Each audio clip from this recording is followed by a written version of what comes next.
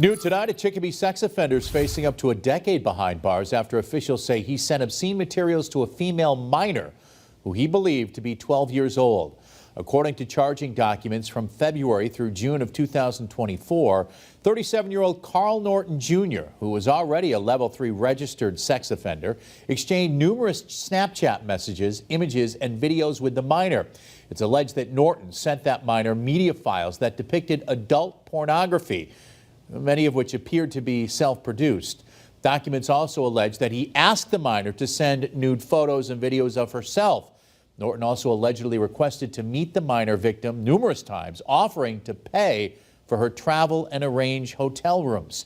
He now faces up to 10 years in prison, 3 years probation, and a $250,000 fine.